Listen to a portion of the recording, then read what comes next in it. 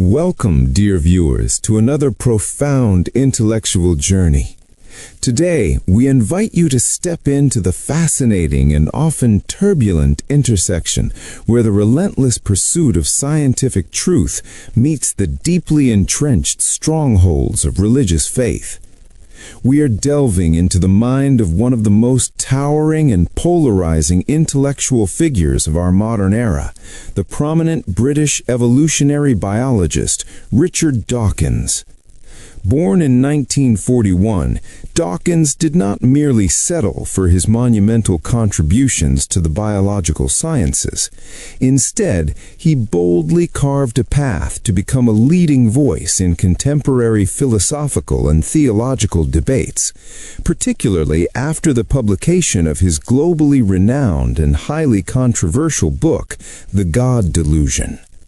In our exploration today, we will navigate through the core of his most contentious arguments, focusing specifically on his intense and widely debated critiques of Islamic ideology.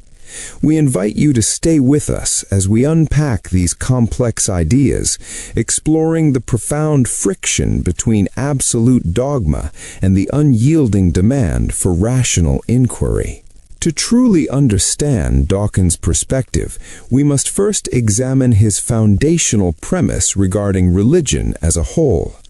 Long before narrowing his focus to any single faith, Dawkins established himself as a fierce advocate for empirical science and intellectual liberty. He harbors a deep-seated conviction that religious dogma fundamentally acts as a formidable barrier to the progress of scientific discovery and human enlightenment. In a striking and provocative analogy, Dawkins describes religious faith as being akin to a mind virus. He conceptualizes it as a self-replicating entity that infects human consciousness, effectively paralyzing the brain's capacity for independent critical thought. In his extensive writings and lectures, he has elaborated on this fascinating metaphor, suggesting that religions are transmitted across successive generations in much the same way biological viruses spread. They survive and thrive, he argues, not through rational persuasion, but by relying on psychological mechanisms such as profound fear, blind obedience, and relentless childhood indoctrination. While Dawkins has cast a wide net in his critique of various religious traditions, Islam has occupied an exceptionally prominent and central place in his more recent intellectual offensives. His scrutiny of Islamic doctrine has been so intense that it culminated in a highly explosive radio interview where he famously characterized Islam in its current state as the greatest force for evil in the world today. Naturally, such a sweeping and incendiary statement sparked immediate and immense global outrage. However, Dawkins is meticulous in clarifying the nuance behind this bold assertion. He emphasizes with utmost clarity that he is absolutely not condemning every individual Muslim as an evil person. Rather, his critique is aimed squarely at the foundational doctrines, texts, and teachings that constitute the Islamic framework. He argues that this specific ideological system actively produces and promotes a wide-scale manifestation of harm across multiple vital aspects of human life and society.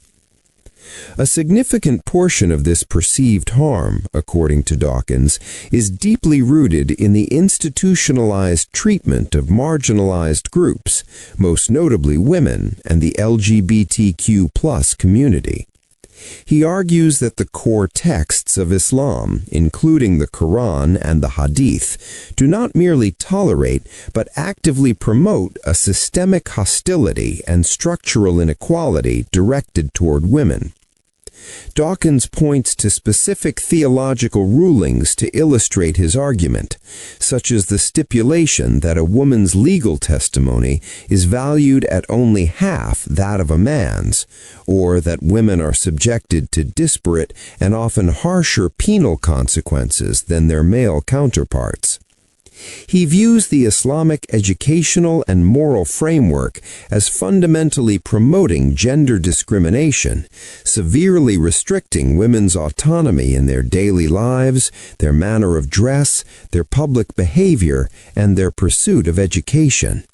In his view, these teachings relegate women to a subordinate, dependent status, completely subservient to male authority. The hijab, often defended by adherents as a symbol of modesty and religious devotion, is starkly reinterpreted by Dawkins as a glaring symbol of male dominance and control.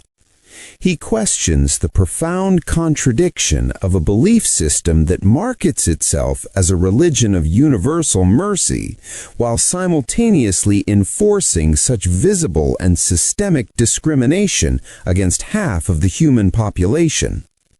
Furthermore, Dawkins extends his critique to the Islamic stance on homosexuality. While acknowledging that other Abrahamic religions harbor similar prejudices, he argues that the hostility within Islamic doctrine manifests with a unique and terrifying severity.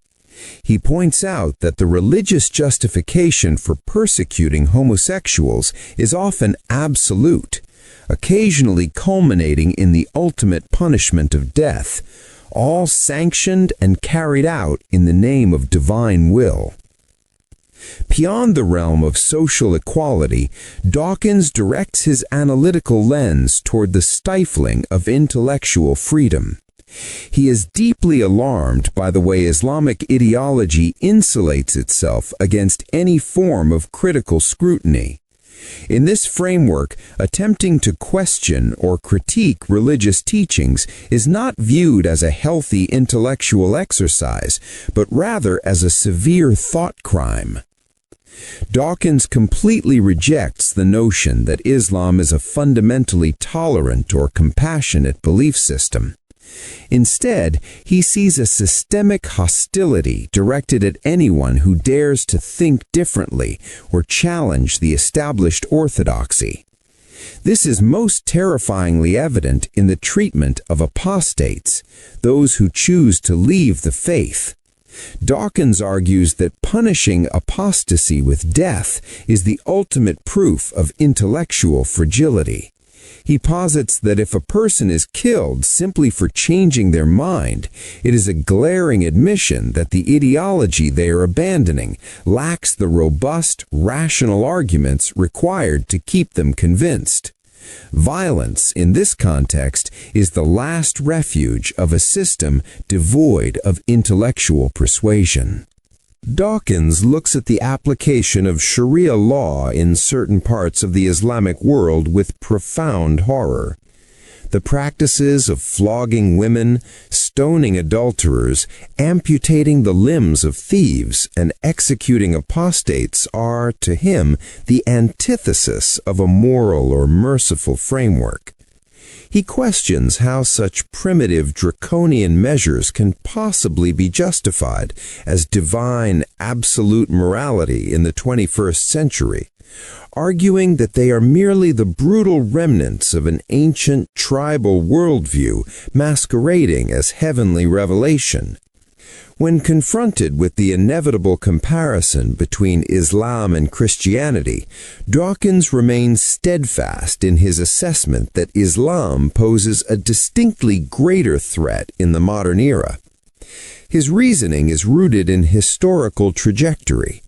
Christianity, he notes, despite its own dark and oppressive history, has been forced to undergo centuries of rigorous reformation, secularization, and a significant diminishment of its political power. Islam, conversely, continues to wield immense authoritarian influence in many regions, operating under the assumption that it supersedes secular, human-made laws and remains entirely above reproach. It is this unique intersection of religious dogma and state power that makes it so uniquely resistant to progress. Dawkins also turns his critical eye to the text of the Quran itself. Upon reading it, he claims to find a complete absence of any encouragement for intellectual curiosity, philosophical questioning, or genuine compassion. Instead, he perceives a rigid compilation of strict commands, severe prohibitions, and harsh penal codes. This leads him to conclude that the deity envisioned in these texts does not desire critical, thinking minds, but merely submissive, obedient bodies. Furthermore, he categorically dismisses the popular modern apologetic trend of finding scientific miracles within the Quran. He views this as a modern myth, a desperate and intellectually dishonest attempt to retroactively fit vague ancient verses to contemporary scientific discoveries. If the text were truly of divine, omniscient origin, Dawkins argues, it would contain undeniable, advanced knowledge completely inaccessible to the people of its time. Since it does not, he views the entire enterprise of Quranic science as a profound self-deception designed merely to bolster faith. Addressing the historical expansion of Islam, Dawkins flatly rejects the narrative of peaceful proliferation, asserting that the historical record clearly demonstrates that the religion initially spread through the power of the sword and military conquest, rather than through rational discourse or peaceful persuasion. This historical reliance on force, he argues, has evolved into a modern cultural atmosphere that remains deeply hostile to questioning. Dawkins once famously highlighted a stark statistical disparity, noting that the total number of Nobel Prizes won by the entire global Muslim population is lower than the number won by a single institution, Trinity College at Cambridge.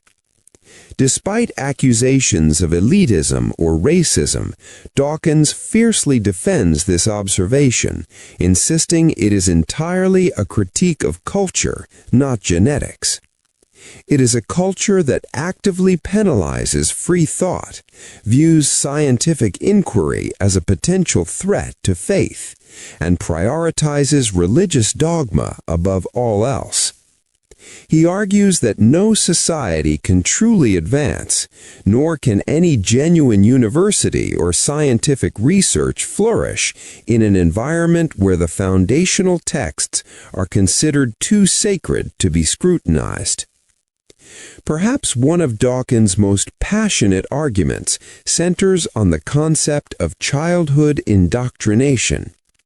He views the practice of labeling a newborn child as a Muslim or giving them any religious label as a profound intellectual crime.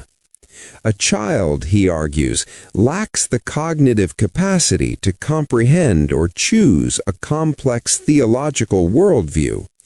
Therefore, imposing a fully formed ideological identity upon them before they can even speak is not a form of education or moral rearing, but rather a coercive implantation of ideas that severely violates their future right to intellectual self-determination.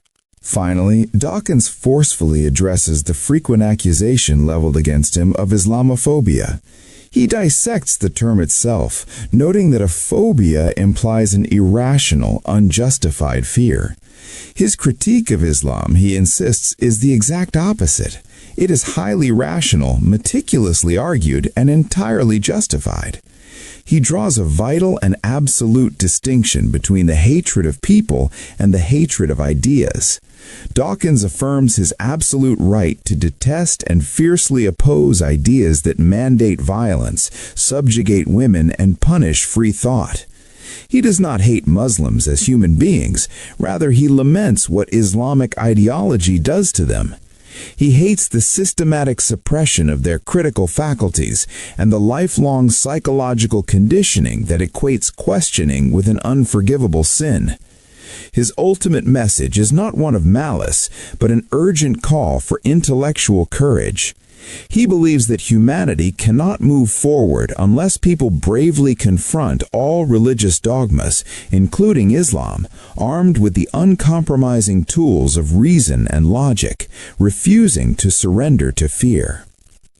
As we conclude this deep dive into the provocative and uncompromising worldview of Richard Dawkins, we are left to ponder the heavy implications of his arguments regarding the delicate balance between sacred traditions and the unstoppable march of human reason. We hope this exploration has provided you with valuable insights and perhaps sparked a profound internal dialogue. If you found this narrative engaging and intellectually stimulating, we warmly invite you to become a permanent part of our community. Consider subscribing to our channel, leaving a like to support our content, and most importantly, sharing your own thoughtful perspectives on these complex issues in the comments section below.